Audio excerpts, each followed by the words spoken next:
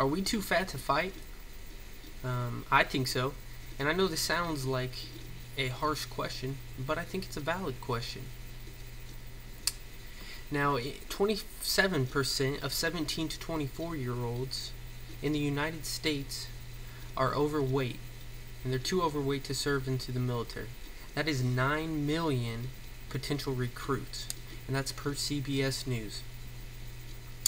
I knew that obesity in America was an issue. That's part of the reason why I decided to talk about how obesity is affecting the military today. I was originally thinking of this close-mindedly, though, thinking that the whole issue was obese people in the military. The numbers show that that's not the case. That's not even half of the case. That's basically just scratching the surface. So what must we do? Well, 1/3 of United States adults, which is 35.7%, are obese according to the Centers for Disease Control and Prevention. This means it's up to us. It's up to the adults. We have all heard the spiel that you need to eat right and you need to exercise. What they tend to leave out is your hectic day. Everything that's filled up with it. If it's either, it's work, it's school, it's your family, and like I said, whatever else hectic thing comes up throughout the day. I must urge you, though, we cannot make this an excuse any longer. No matter how easy it's been in the past, no matter how easy it always will be, we cannot make it an excuse. We need to set the example. For who, you might ask? It's for our children. The children that are in school today,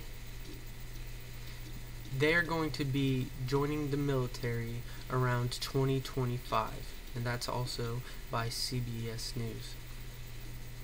In order to drop that 9 million ineligible number, we need to implement the eat healthy and exercise lifestyle into them.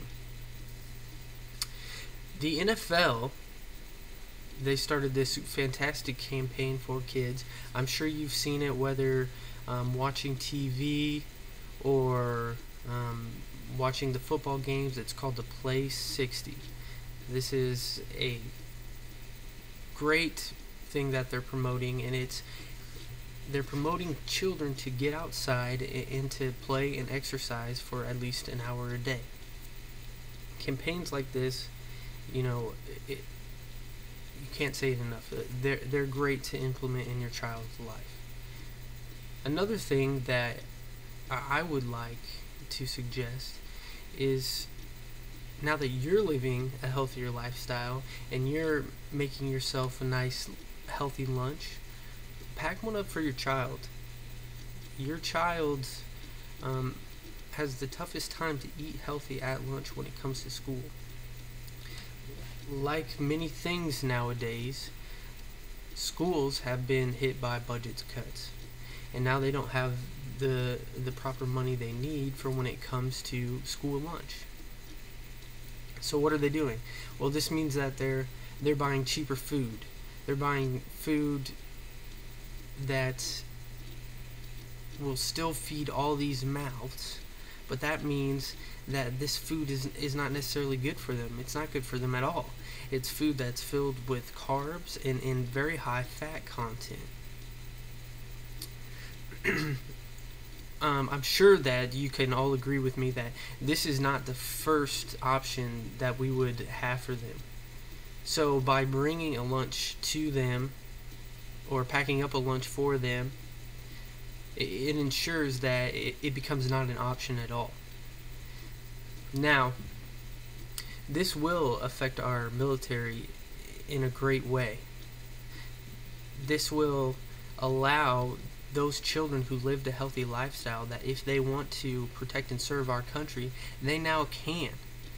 Strength in numbers is a huge aspect in maintaining this elite status our military has seemed to always have. Now let's transition from that to obesity and being overweight in the military. This is something that's near and dear to me being in the military, and it's kind of become a huge issue for me. It's a huge problem that I see, and it happens all the time, and it happens too much, and it must stop. So, say you're in college. They call it the freshman 15. You're gaining weight because you don't have the budget that mommy and daddy used to have. So you're going to fast food. You're eating ramen noodles. You're not doing all the sports that you were when you were in high school. So you put on weight. Well, some people don't realize that it's exactly the same in the military.